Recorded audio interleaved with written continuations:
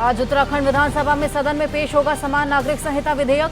धामी सरकार पेश करेगी विधेयक। देश में यूसीसी को लेकर विधेयक लाने वाला उत्तराखंड पहला राज्य। सदन में यूसीसी का पारित होना माना जा रहा तय। विधानसभा के अंदर सरकार के पास पूर्ण बहुमत। रविवार को हुई कैबिनेट बैठक में यूसीसी ड्राफ्ट को मिली थी मंजूरी।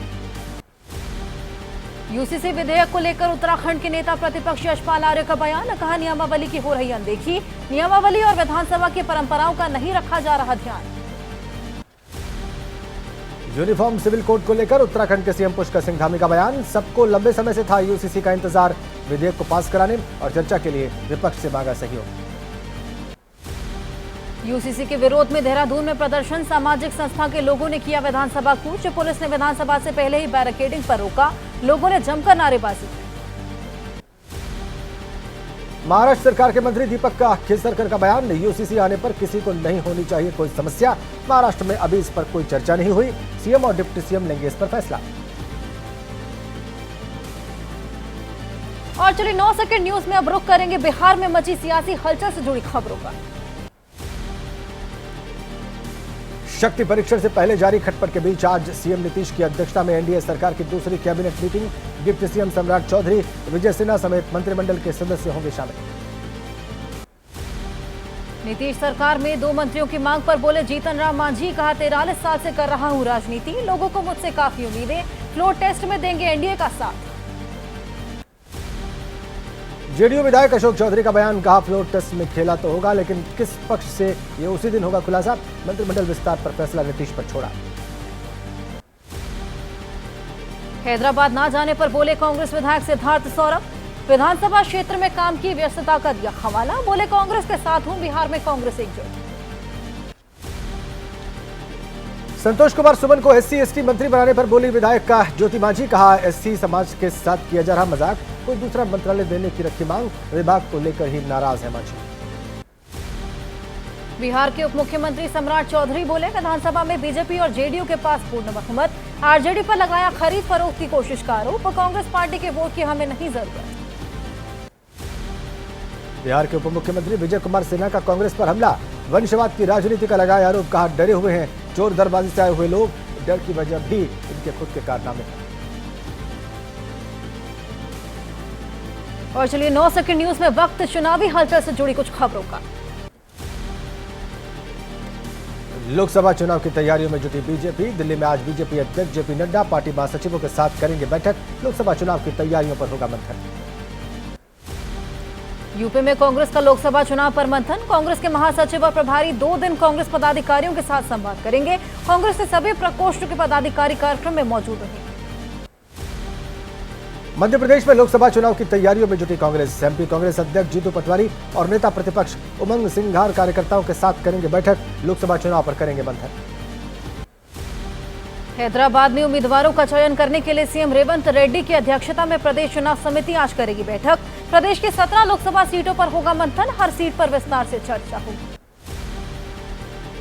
तेलंगाना सीएम रेवंत रेड्डी और दोनों डिप्टी सीएम ने दिल्ली में सोनिया गांधी से मुलाकात की। खम्मम से लोकसभा चुनाव लड़ने की अपील की। कहा, राज्य के लोग आपको मां मानते हैं।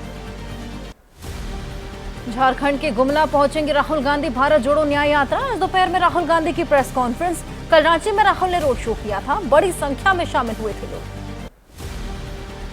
झारखंड के रांची में राहुल गांधी ने की साइकिल की सवारी। कोयला ढोने वाले मजदूरों से मिले राहुल गांधी। जगह जगह रुककर मजदूरों से बात की। खदानों में काम कर रहे मजदूरों का हाल जाना।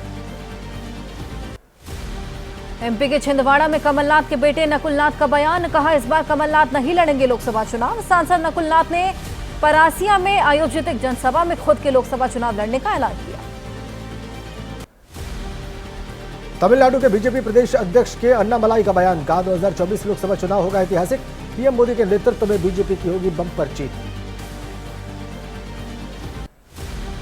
एसपी के राष्ट्रीय महासचिव रामगोपाल यादव का बयान। कहा, बड़े पैमाने पर बीजेपी को सत्ता से करेंगे बाहर। कांग्रेस से एसपी का हुआ समझौता। किसी सीट पर कांग्रेस के साथ विवाद नहीं। और संसद सत्र से जुड़ी खबरों की अब बात करेंगे 9 सेकंड न्यूज में। आज लोकसभा में बजट पर चर्चा की होगी शुरुआत। पब्लिक एग्जामिनेशन बिल पर हो सकती है चर्चा। कल पीएम मोदी ने धन्यवाद प्रस्ताव पर दिया था जवाब। लोकसभा में धन्यवाद प्रस्ताव पर बोलते हुए प्रधानमंत्री मोदी ने कहा, पूरा देश कह रहा है कि इस बार एनडीए 400 पार, बीजेपी 370 सीटें जीतेगी, हमारा तीसरा कार्यकाल ज्यादा दूर नहीं। लोकसभा में कांग्रेस पर जमकर बरसे पीएम मोदी, बोले कांग्रेस एक ही प्रोडक्ट को बार बार लॉन्च करने में लगी है लेकिन हो नहीं पा रहा, कांग्रेस परिवार के बाहर नहीं दिखती। इंडिया गठबंधन पर पीएम मोदी का निशाना, कहा कांग्रेस ने कुछ दिन पहले भानुमति का कुनबा जोड़ा, फिर सब एकला चलोरे हो गए, इनको एक दूसरे पर विश्वास नहीं, अलायंस का अलाइनमेंट बिगड़ गया। पीएम मोदी ने विपक्ष पर जमकर निशाना साधा, कहा विपक्ष ने बाहर रहने का संकल्प ले लिया, विपक्ष की इस हालत के लिए कांग्रेस जिम्मेदार, विपक्ष चुनाव लड़ने का हौसला खो चुका। पीएम के भाषण पर कांग्रेस सांसद गौरव गोगोई ने कहा, पीएम मोदी को अपने अहंकार के कारण 2014 के पहले का भारत नजर ही नहीं आता, प्रधानमंत्री व्हाट्सएप यूनिवर्सिटी का पाठ पढ़ाते हैं। लोकसभा में कांग्रेस सांसद अधीर रंजन चौधरी ने लद्दाख का मुद्दा उठाया, कहा लद्दाख में हालात बिगड़ते जा रहे हैं लेकिन सदन में सुरक्षा चिंताओं पर चर्चा नहीं होती।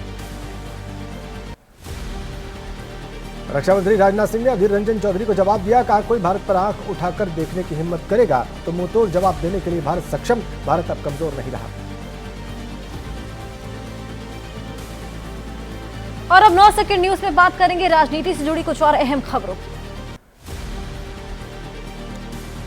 आज गोवा के दौरे पर रहेंगे प्रधानमंत्री, गोवा को एनआईटी की सौगात देंगे, 1330 करोड़ से अधिक की परियोजनाओं का करेंगे शिलान्यास, भारत ऊर्जा सप्ताह 2024 का उद्घाटन करेंगे। आज आम आदमी पार्टी की अहम प्रेस कॉन्फ्रेंस, केजरीवाल सरकार में शिक्षा मंत्री आतिशी का दावा, सुबह 10 बजे ईडी को लेकर करेंगे बड़ा खुलासा, सोशल मीडिया अकाउंट एक्स पर दी जानकारी। बहुमत परीक्षण में पास हुए झारखंड के मुख्यमंत्री चंपई सोरेन, विश्वास मत के दौरान पक्ष में पड़े 47 वोट, विपक्ष में आए 29 मत, मतदान के दौरान मौजूद रहे 77 विधायक।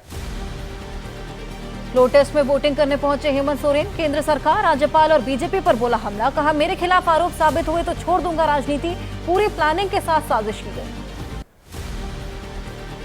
जेएमएम विधायक लोबिन हेम्ब्रम का बयान, चंपई सोरेन सरकार में दिया समर्थन, शर्त मानेंगे तो ठीक, नहीं तो फिर से करूंगा विरोध, मैं हमेशा अपने मुद्दे उठाता रहूंगा। झारखंड सरकार में मंत्री बन्ना गुप्ता का बयान, कहा लोकतंत्र के मंदिर में बेनकाब हुई बीजेपी की साजिश, राज्य में राष्ट्रपति शासन लगवाने की थी तैयारी। रांची में विधानसभा की कार्रवाई के बाद ईडी की कस्टडी में भेजे गए हेमंत सोरेन, विधानसभा से वापस ले जाते समय हंगामा, समर्थकों ने जमकर नारेबाजी की। झारखंड की सियासत पर कांग्रेस नेता जयराम रमेश का बयान, कहा झारखंड में बीजेपी का ऑपरेशन कीचड़ रहा विफल, नाकामयाब रही बीजेपी, यहां काम नहीं आई बीजेपी की जोड़ तोड़ की राजनीति।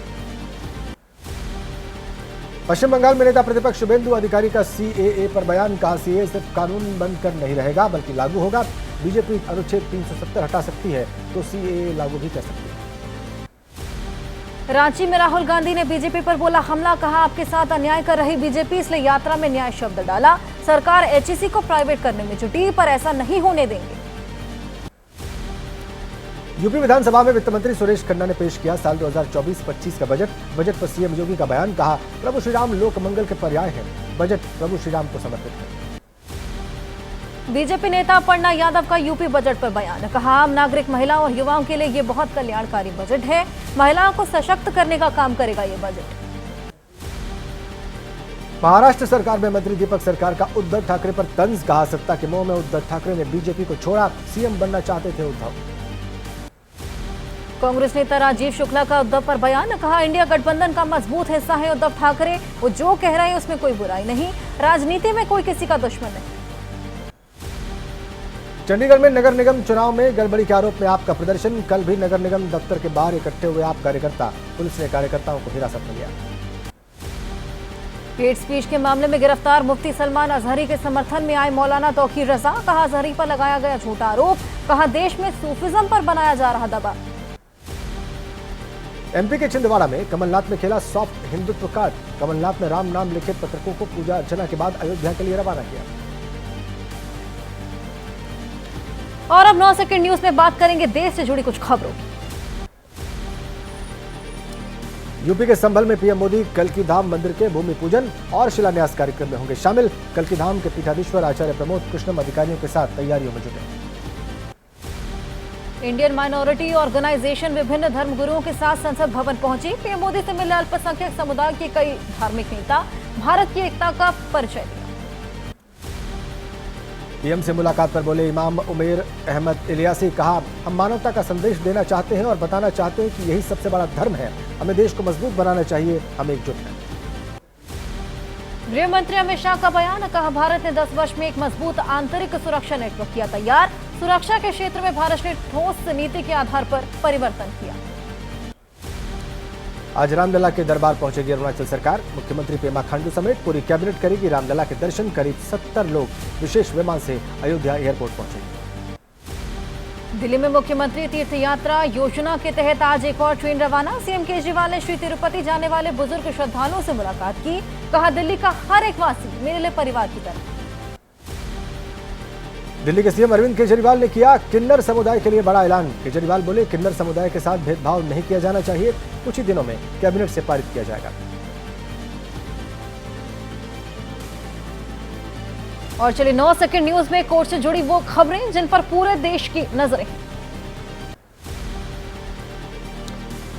यूपी के बागपत में लाक्षागृह पर हिंदुओं को मिला हक। बागपत कोर्ट में 53 साल बाद सुनाया फैसला। मुस्लिम पक्ष ने बकरुद्दीन की मजार होने का किया था दावा। कोर्ट ने हिंदू पक्ष को मालिकाना हक दिया। ज्ञानवापी तहखाने में पूजा के खिलाफ मस्जिद कमेटी की याचिका पर इलाहाबाद हाईकोर्ट में होगी सुनवाई। वाराणसी के जिला जज के आदेश के खिलाफ हाईकोर्ट में सुनवाई होगी। ज्ञानवापी परिसर में बंद तहखाने के एएसआई सर्वे कराने की मांग से जुड़ी याचिका पर आज वाराणसी जिला कोर्ट में सुनवाई होगी। हिंदू पक्ष की याचिका पर सुनवाई करेगा कोर्ट। बिहार के बाहुबली नेता आनंद मोहन की रिहाई के खिलाफ याचिका पर सुप्रीम कोर्ट सुनवाई करेगा। आनंद मोहन को जेल नियमों में बदलाव कर रिहा किया गया था।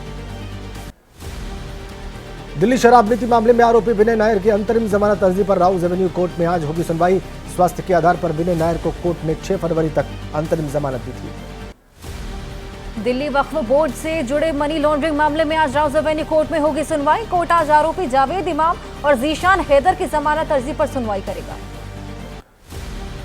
झारखंड हाईकोर्ट ने गिरफ्तारी के खिलाफ हेमंत सोरेन की ओर से दायर याचिका पर ईडी से मांगा जवाब। हाईकोर्ट ने 9 फरवरी तक जवाब दाखिल करने के दिए ईडी को निर्देश।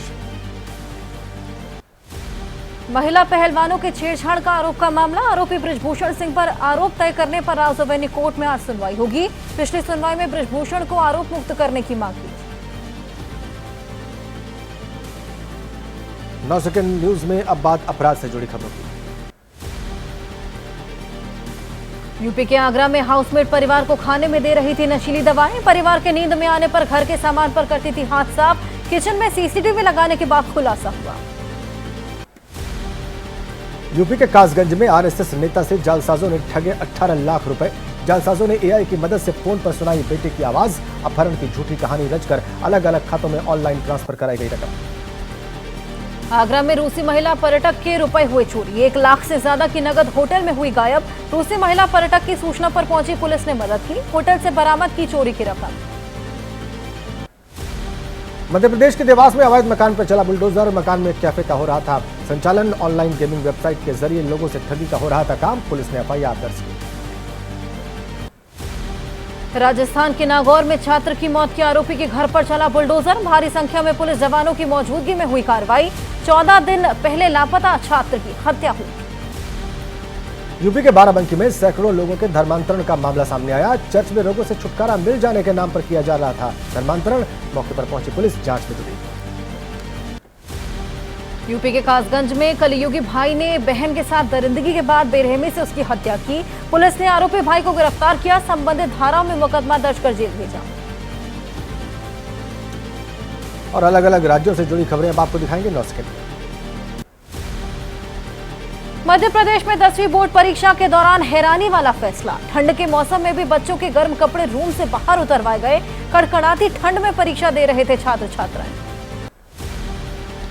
जम्मू कश्मीर की 2 जुड़वा लड़कियों का वीडियो सोशल मीडिया पर पॉपुलर हो गया है। घाटी की बर्फबारी को लेकर यह वीडियो बनाया गया। पीएम मोदी से मिलने की इसमें इच्छा जाहिर की गई। कश्मीर आने का भी न्योता दिया गया। पुणे दौरे पर पहुंचे संघ प्रमुख मोहन भागवत बोले, पूरी दुनिया को भारत की जरूरत। भारत जल्द समर्थ नहीं हुआ तो पूरे विश्व को होगा नुकसान। अयोध्या में प्रभु राम की इच्छा से बना मंदिर।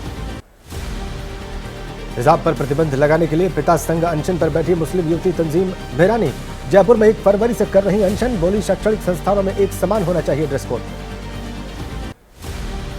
दिल्ली यूनिवर्सिटी की आर्ट्स फैकल्टी के बाहर छात्र नेता पर हुआ हमला। 18 से 20 लोगों ने एक साथ छात्र नेता पर बोला धावा। एबीवीपी से जुड़े कार्यकर्ताओं पर हमले का आरोप। न्यू मुंबई के मिडसी में मल्टी स्टोरी बिल्डिंग में हादसा। बहुमंजिला इमारत में लगी भीषण आग। फायर ब्रिगेड की कई गाड़ियों ने मौके पर पहुंचकर कड़ी मशक्कत के बाद इस आग पर काबू पाया। यूपी के झांसी में चलते ट्रक में लगी आग। चालक और क्लीनर ने कूदकर अपनी जान बचाई। डिवाइडर से टकराने के बाद हादसा हुआ। आग में जलकर खाक हुआ ट्रक की बैटरी फटने से ट्रक में आग लगी।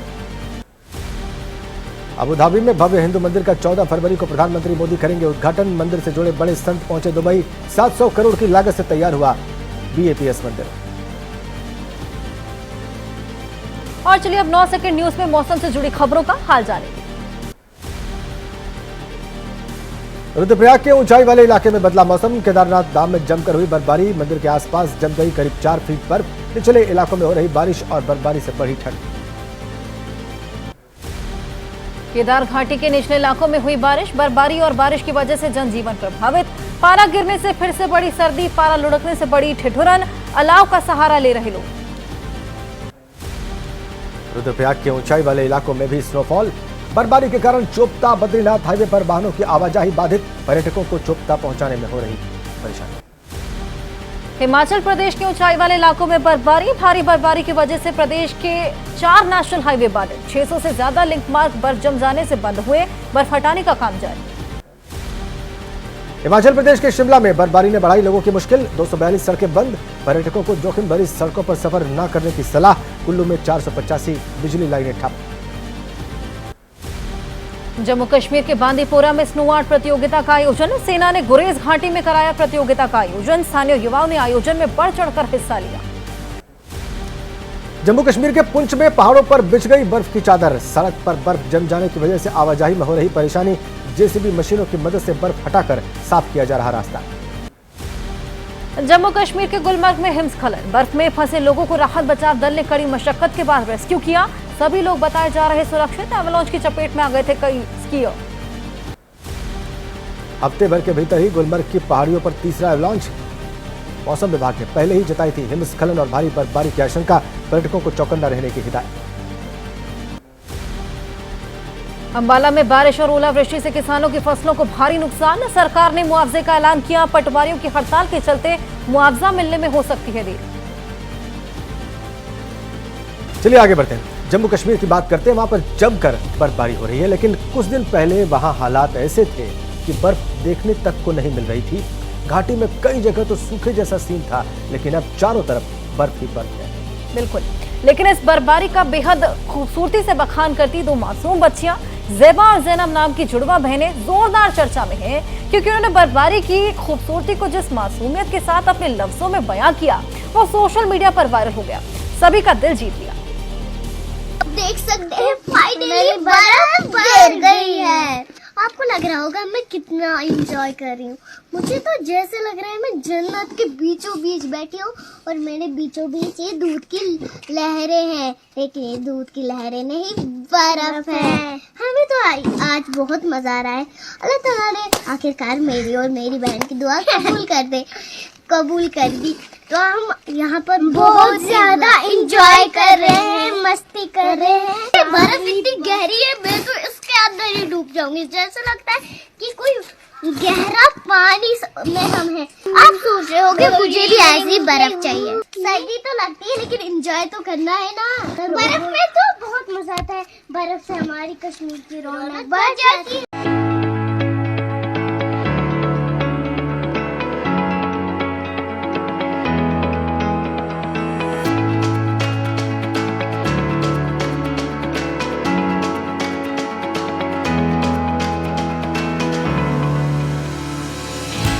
श्रीनगर से करीब 100 किलोमीटर दूर जम्मू कश्मीर के कोकेन राग इलाके की जुड़वा बहनें जैबा और जैनब ने ब्लॉगिंग शुरू की तो इंटरनेट पर तहलका मच गया।